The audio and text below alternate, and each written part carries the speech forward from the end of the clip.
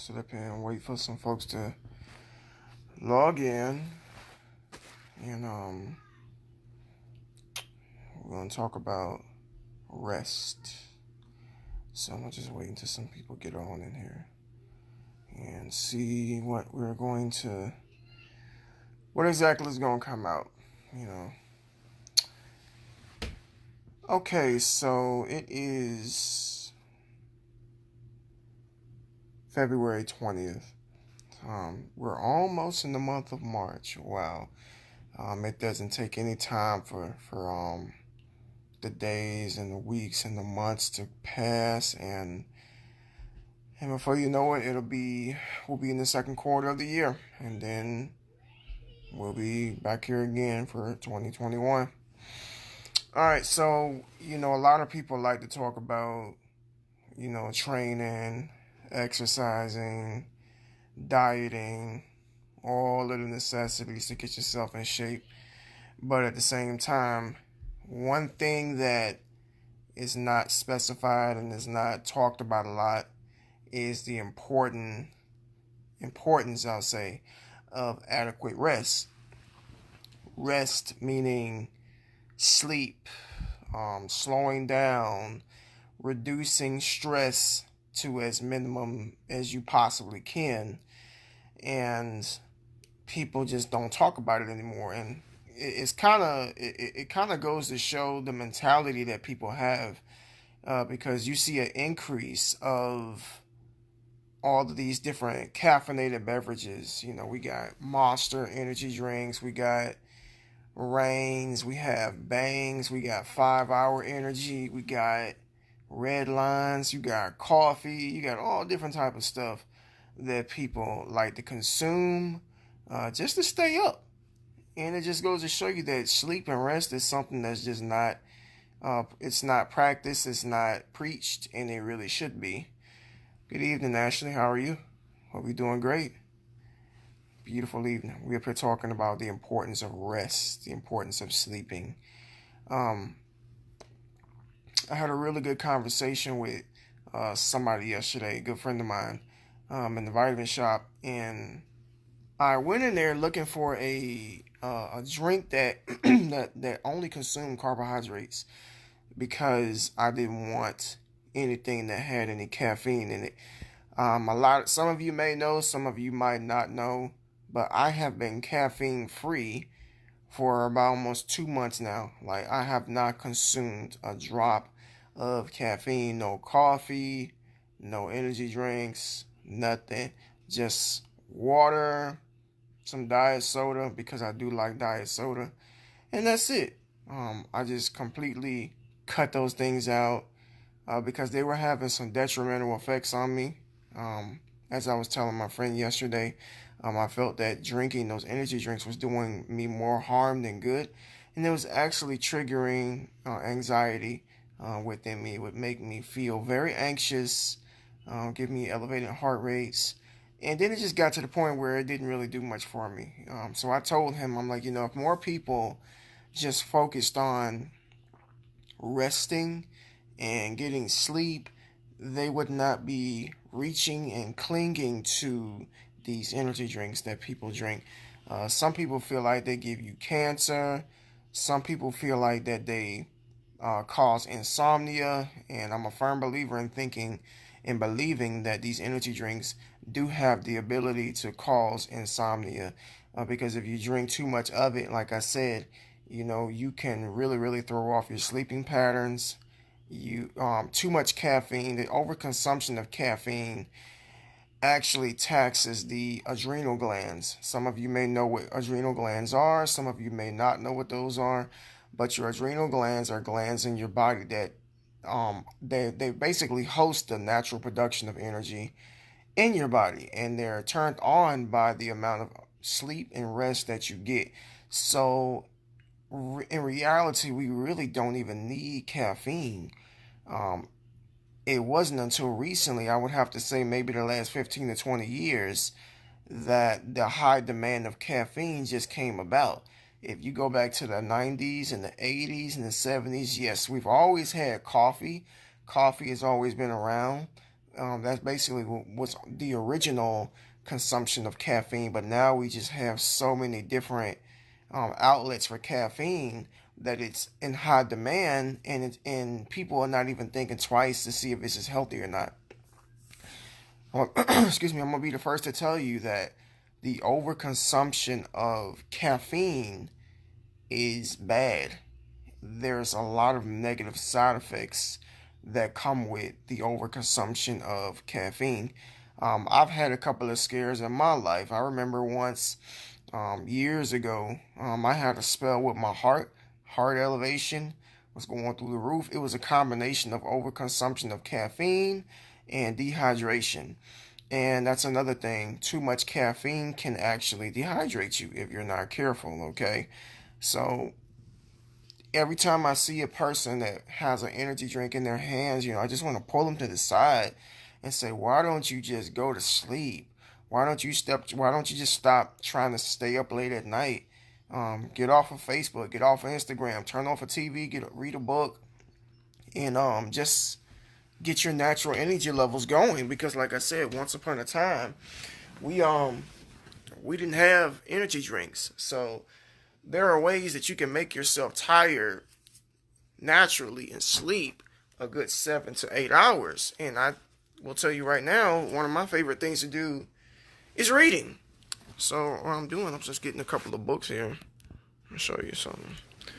All right, so I'm laying on my bed right now. This is just a book that I like to read. This is some medieval stuff. Brain stimulation. Really, really good thing to read before bed instead of watching TV. Got another book right here. All these by my bedside. The Evolution Handbook, which is basically telling you everything there is to know about evolution. If you know me personally, you know I'm a believer in Christ, and I don't believe in evolution, but these are just footnotes and things that I can utilize to refute the belief of evolution. Here, we have World Religions and Spirituality. This is basically talking about all of the different religions, the difference between all of them, and how they are false. Okay? And of course, right here, I got the bodybuilding book. This is an excellent book, by the way. I bought this about 1.5 years ago. Great stuff. Yeah. Okay. All right, so this ain't about books. Like I said, it's just mind stimulation. Just reading instead of mindlessly scrolling on social media. Instead of just, you could be doing something more constructive.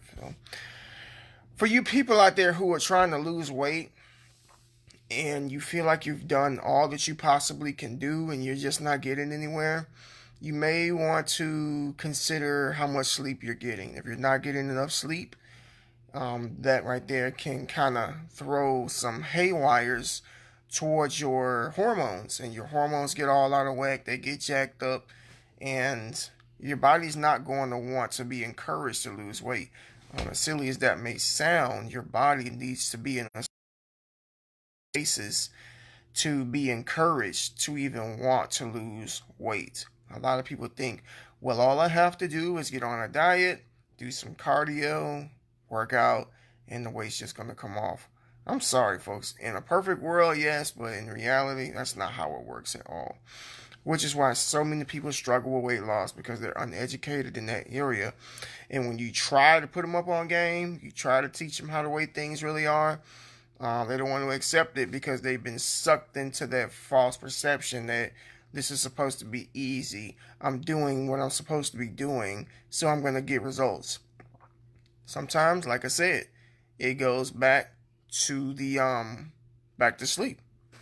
Back to sleep. A lot of people they end up retaining water because they don't sleep, and that's another hormonal issue. Sleep puts you in a bad mood. Mentally drains you. I don't understand how a person can function off of 2 or 3 hours of sleep. Now, I know for me, I could not sleep for an hour or two, and be productive. Let me read this comment. Lori says, stop. Stop. Stop what? What, turn this off? You want to stop? No.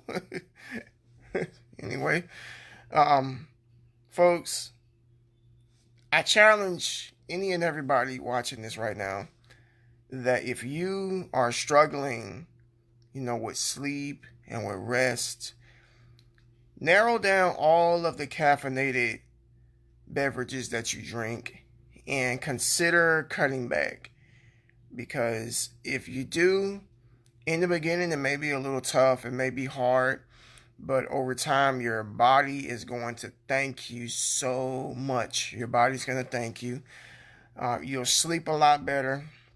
You'll be more productive, and then you'll also become less dependent on these beverages, and you're going to be allowed to rest.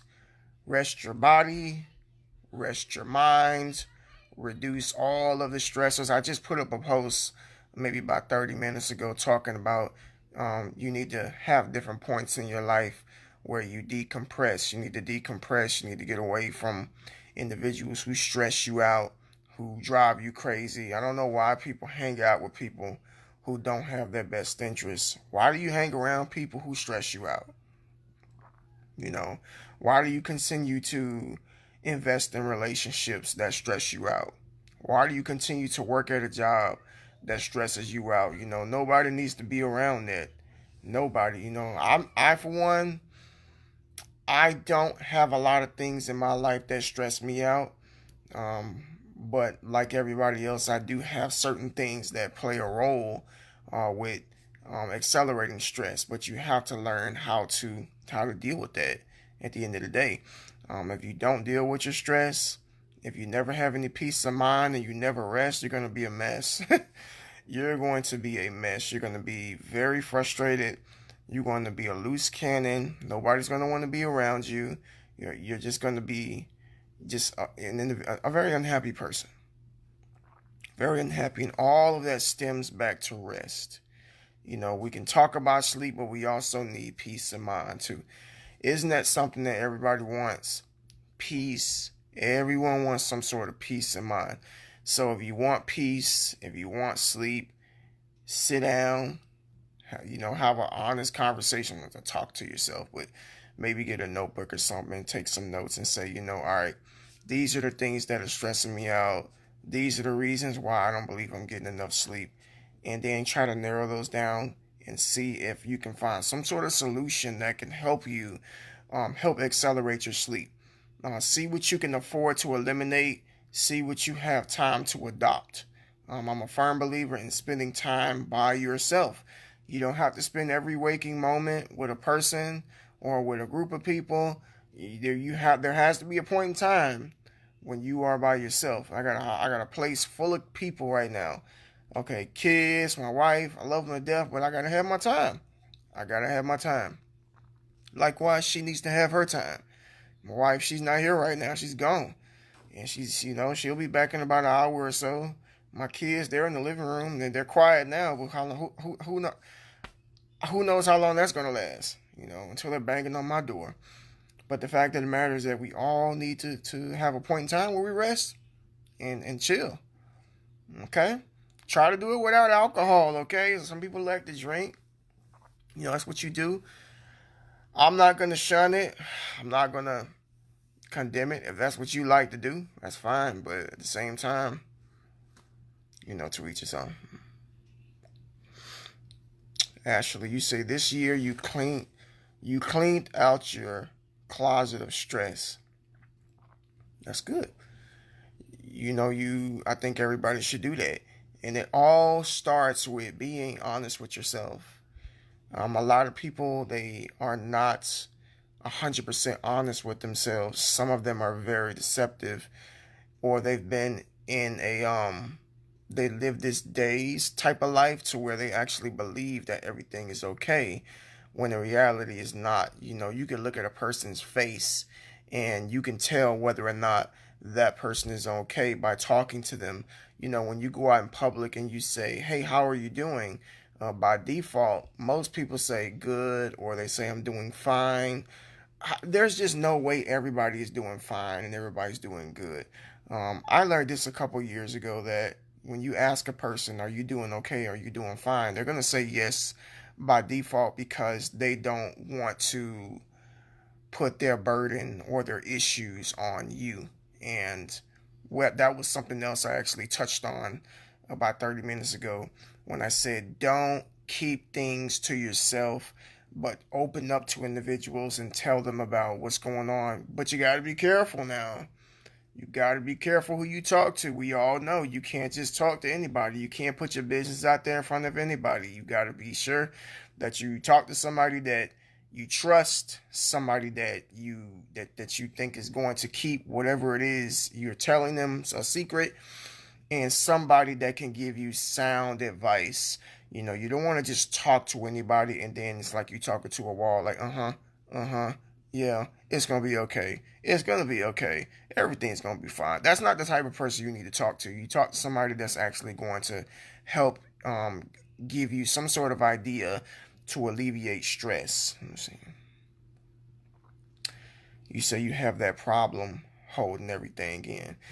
At one point, that was me too, and admittedly, that's still kind of me to this day.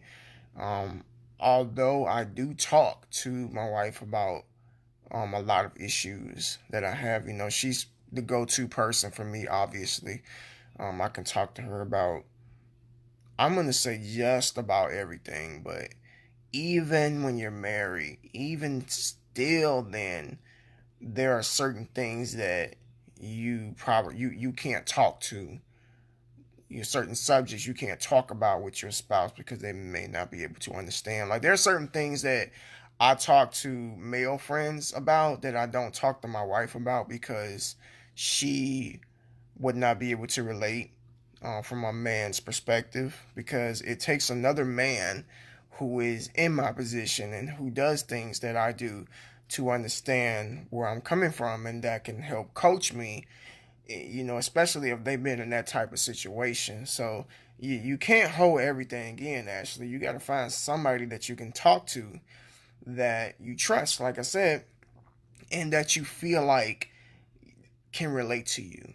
You don't want to go talking to people who never have any type of problems or who has never gone through any type of thing. Like, if you're having issues with like a boyfriend or something, or maybe a husband, you don't want to go talking to a woman that's been single for 6 years. Okay. If you're having issues with kids, or maybe you have a teenager or something that's acting out in school, or they're just not functioning right at home, you don't want to go talking to a person who doesn't have any children, that they can't help you. That experience only comes with, having kids. Some people may have a idea or some sort of a perception as far as what they can tell you about your situation, but it's always best to talk to people who have gone through the storms, people who have endured the trials and the tribulations. I said this a year ago. The reason that we go through things is because we have a testimony that we can share with people. If you have some sort of a testimony, then you can take that testimony and tell somebody, hey, at one point, I was going through whatever it was you were going through, and this is how I got through it. But you will never get to that point if you keep everything to yourself. I know a lot of people who keep things to themselves and they end up exploding, and that doesn't really turn out to be something that is ideal. That explosion can come in all different type of ways. People can lash out at you with an attitude. Some people lash out in violence. Some people, I don't know. That's just what happens. I mean, it's like a bottle of Coke. You'll take the bottle and you shake it up. You just keep shaking it, and the more you shake it, the more it fizzles up and the bubbles come and what have you, and the pressure builds up. That's the word right there. The pressure builds up. You keep shaking it, and eventually, when you open that top or you try to relieve that pressure, it just boom, it just explodes. And people are the same way. If you're dealing with issues and people are hurting you constantly, or you're just dealing with a lot of stress at work, or you're in a stressful relationship, or you have a relative that's putting stress on you right now, and if you don't get it out, then it's not going to be good. I'll be transparent. Like right now, I'm dealing with an issue with a family member right now. Um, you know, I really I gotta be careful how I word this because my family member can see this at any moment. So, but I'm telling you from what I'm going through with this person that I cannot let that get to me. As much as I love this person, I can't let that bother me because it was a stressful situation that had the potential to turn into something very bad. So I made the decision to do two things, and it was very hard for me to do, and that is to stop talking to this person. Man, so hard.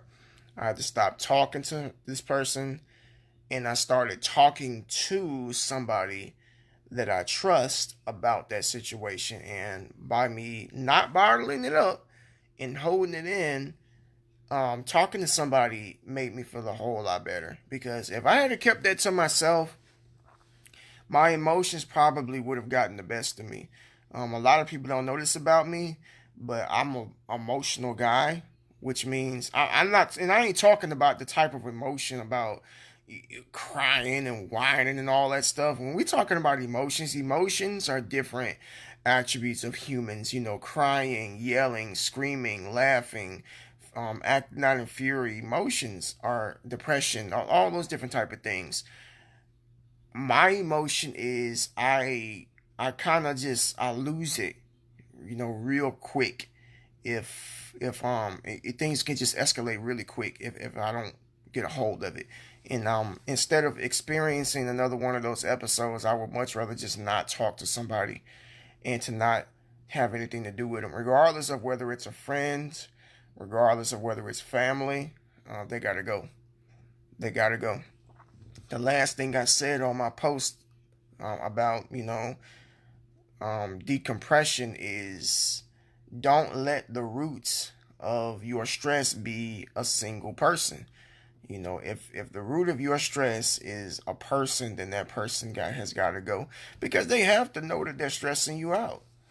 They have to know they're stressing you out. Either they know, either they don't know, or they know and they don't care.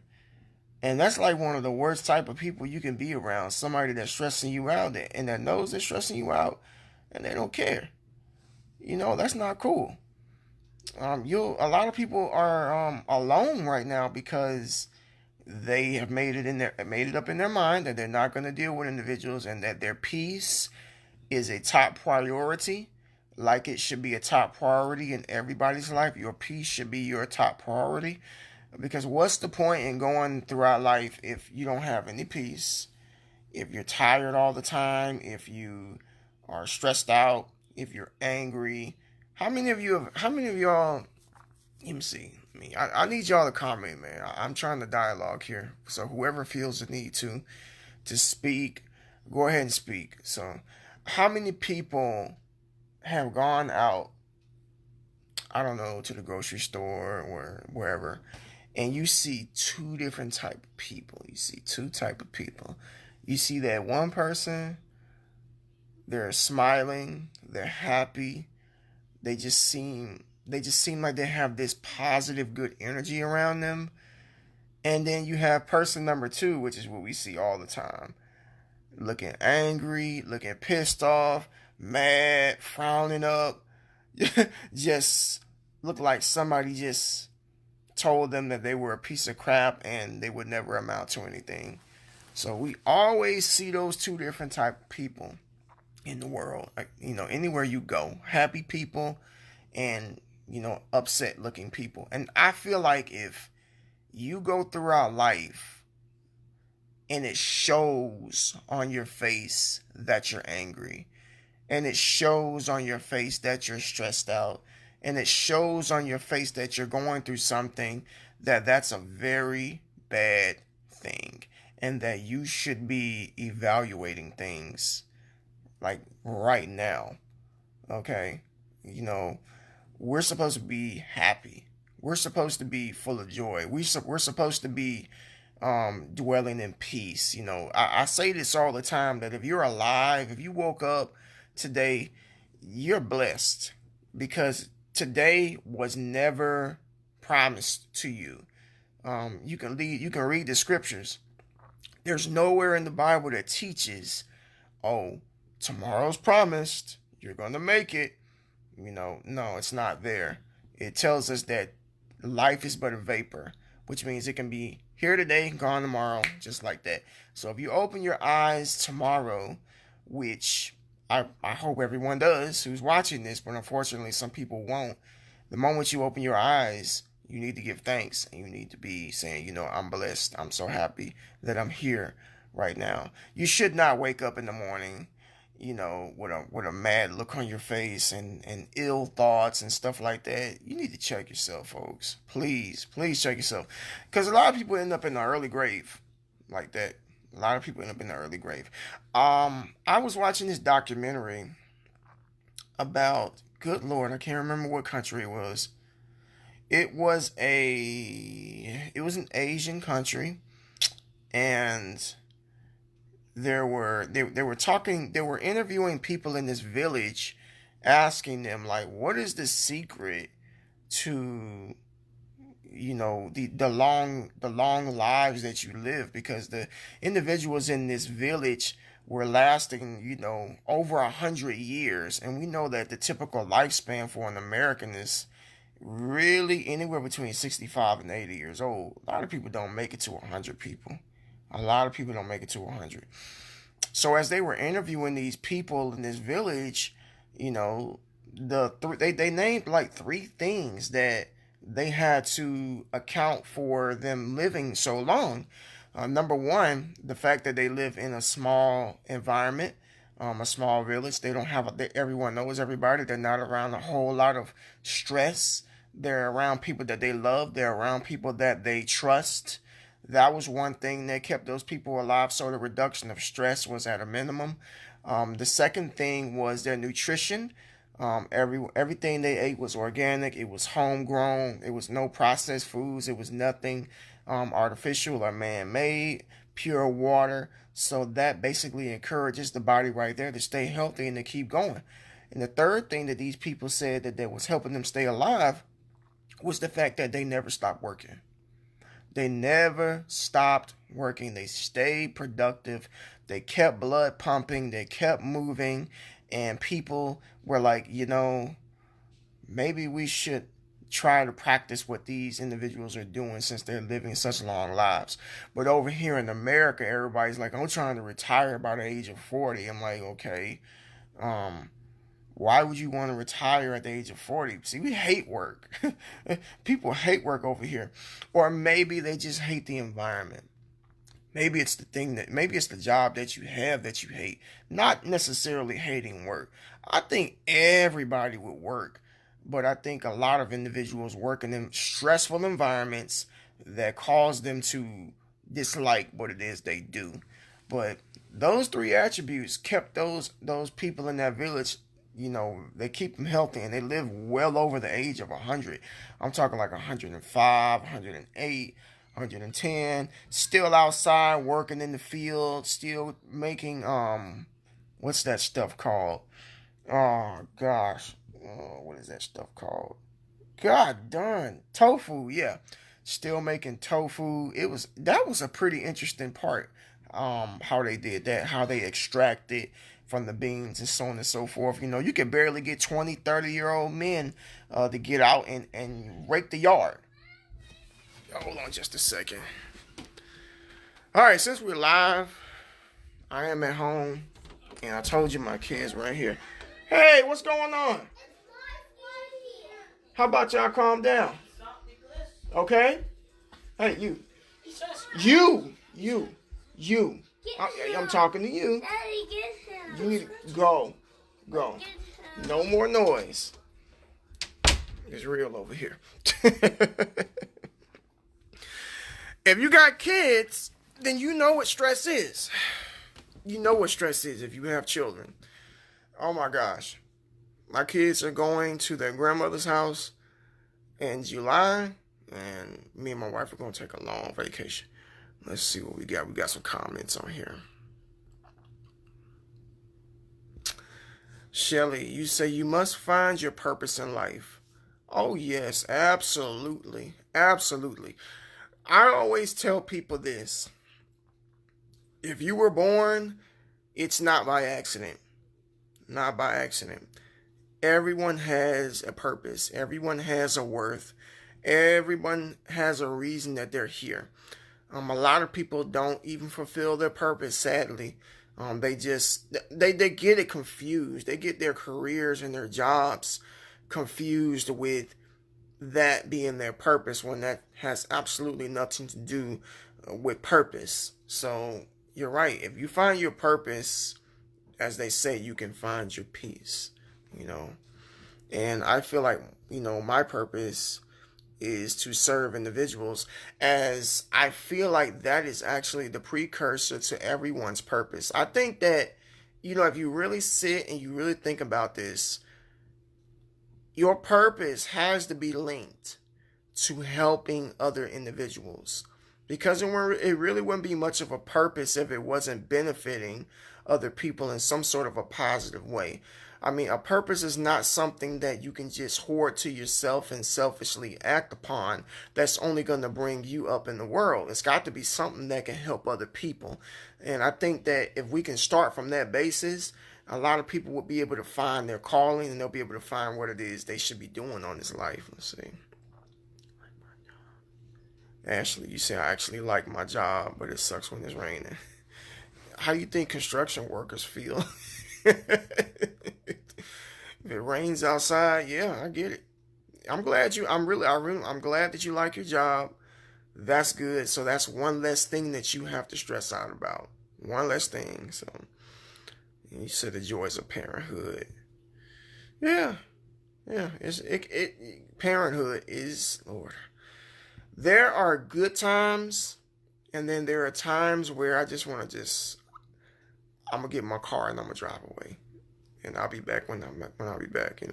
That's how I feel. But overall, I love my kids very much, very very much.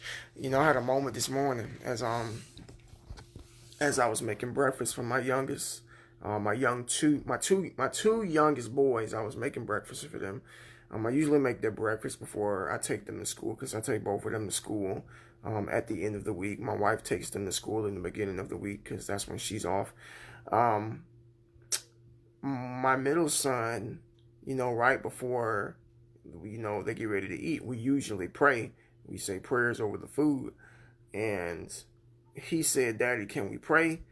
And for him to just come to me and say that, meant so much to me. Like, it meant a lot to me that, man, you were thinking about praying. It was on your mind, and for me, in this generation that we live in right now, where all these kids that don't want anything to do with God and don't want anything to do with prayer, and to see that my kids are emulating what we practice and emulating what they see dad do, that just touched me in a whole different way.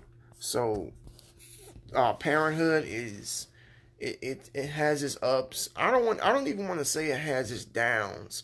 There is no downs when it comes to parenthood, because it's definitely something that takes love, patience, enthusiasm, because kids don't come with a an instruction book. I don't think they have to come with an instruction book, because they are essentially you. And if you know how you are, raising your kids shouldn't even be that big of a task. Not by any means making it easy. You say you used to do construction work. So did I. I did construction work when I was, shoot, how old was I?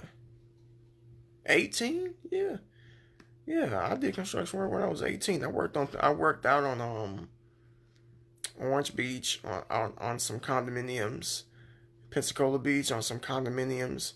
I did a lot of work on some condominiums on the beach in the summertime, and I hated it.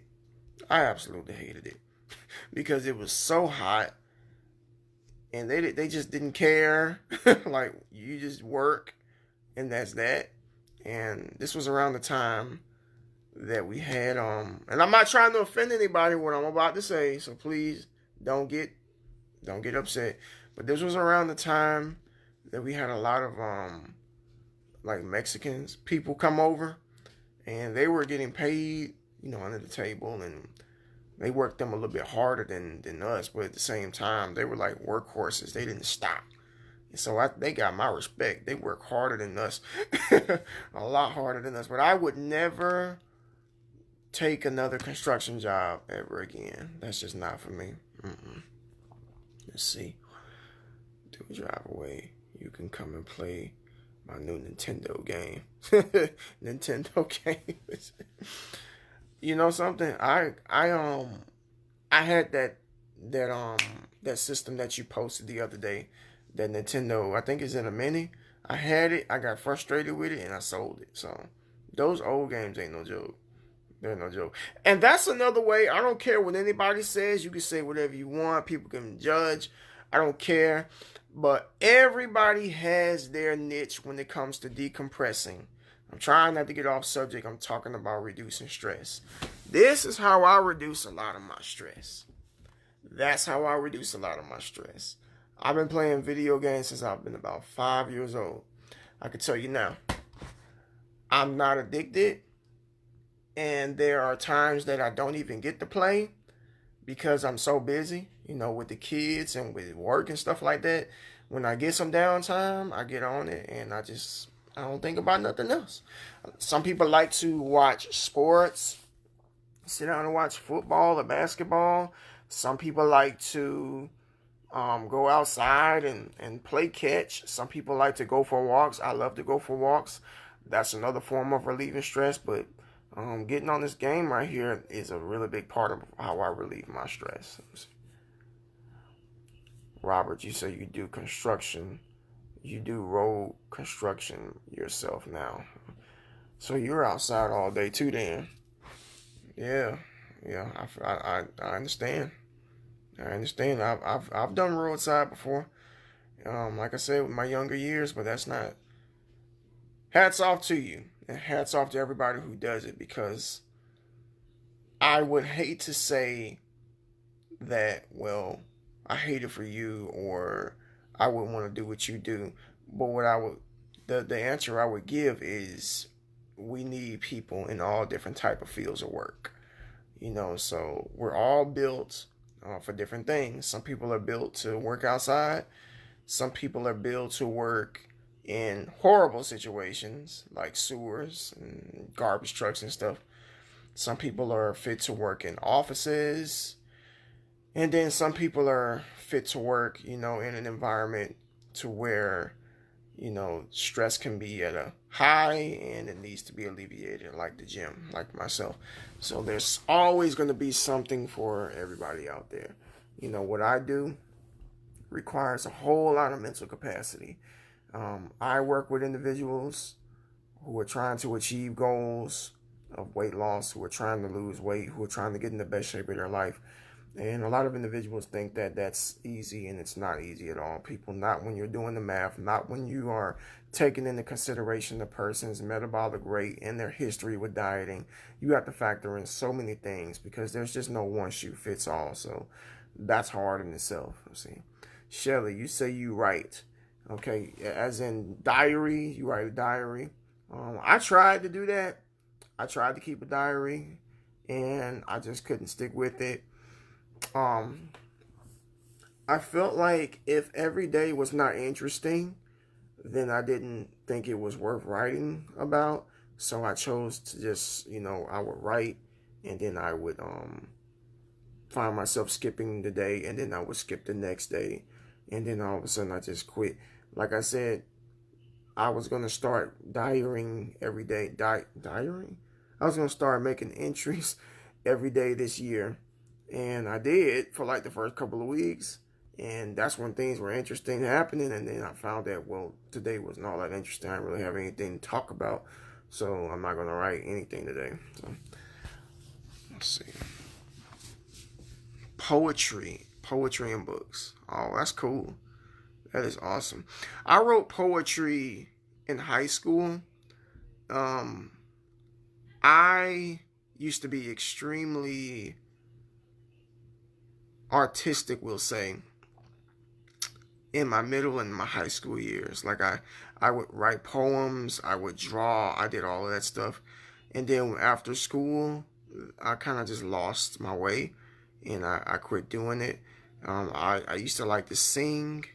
I sung in the choir as a child, all the way up until a teenager. Still can a little bit now, but I've lost a lot of what could have been really good potential. But poetry is awesome. It's a very good way of showcasing your feelings. It's art, and it has the ability to make people feel, some type of way when it comes to emotions. You have happy poetry, you have sad poetry, you have intense poetry, you have spoken poetry. I like spoken word. That's cool too. It's kind of like freestyling off the top of the head, which takes a lot of, stimulation to the brain as well. And you say you write books too, so you're an author. That's awesome. I'm gonna have to hit you up then. I might be interested in having somebody assist me in writing a book. That's something that I've always wanted to do. I've always wanted to write a book on more than one thing. A book on fitness, a book on the way of life, books on the thoughts of a man. Things like that. I have a lot of interesting ideas and a lot of thoughts in my mind that tend to stick here and don't always make it out my mouth. I think that's the issue with a lot of us. We all have ideas, but they don't always make it out of our mouths. They never manifest because they continue to stay here. No matter who you are or where you are in this world, I honestly believe that all of us have some really great, unique thoughts. We all have great thoughts. Don't ever think that it's a stupid idea or it's a bad idea. I'm pretty sure that individuals who are millionaires today, who had an idea and then manifested it, who may have thought it was stupid in the beginning or thought it didn't make sense, everyone else latched on to, and then they became addicted. So there are no bad ideas. I don't believe that. God created us all. We're all unique in our own way. We just need to, have somebody in our corners to motivate us, somebody in our corner to educate us, somebody in our corner to inspire us to come forward.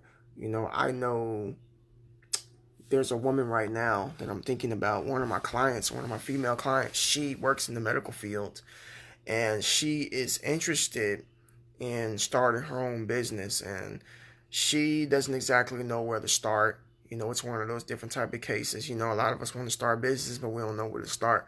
I told her that, there are things that, you're going to have to do in order to start your own business. There are people, for the field, for what she wants to do. I'm not going to say what it is because she did tell me she kind of wanted to keep it a secret until she got her stuff in order and until she was 100% sure this was what she wanted to do. But I told her, sometimes you have to go talk to people who are in the field that you're in, fellow entrepreneurs, fellow individuals who have the experience, who've been in business for many years, so they can kind of put you up on game. We were never supposed to walk this earth alone, people. We were never supposed to try to figure everything out. That's the whole point of us being here. We're supposed to be helping each other, although a lot of people don't like helping each other. So we need to change our thought process. I think it'll make us more successful if we begin to try to help each other, begin to start asking questions, begin to start picking the brains of people that are in position, especially positions that we want to be in and we aspire to be in. Definitely. Stan, you said you're just tuning in. Man, I done talked my head off. Well, welcome, bro. Welcome, bro. When this is over with, you can go back to the beginning and you can watch it from the beginning because the subject has changed. Just like it tends to do on lives, sometimes we stay on the same subjects, sometimes we don't. Okay, so I'm going to get off of here. What time is it? Okay. So I want to say something to everybody out there that's watching this, okay? And I want to encourage you to do this. Now, you don't have to do it tonight, but I encourage you all to do this, all right? Facebook is a free platform for everybody to introduce themselves, for everybody to market themselves, for everybody to show the world who they are, and what they're about, what they do, and this, that, and the third. We have this unique feature right here of Facebook Live, which is something that we have never had in the past. This is something that our parents have never had. This is something that our grandparents could have never imagined. And then when you go back further generations, it's something that wasn't even a thought that was never even entertained that came about, but it's in our possession as we speak. I want to challenge everybody out there to go live at least once a week. At least once a week. Pick a subject, anything you want.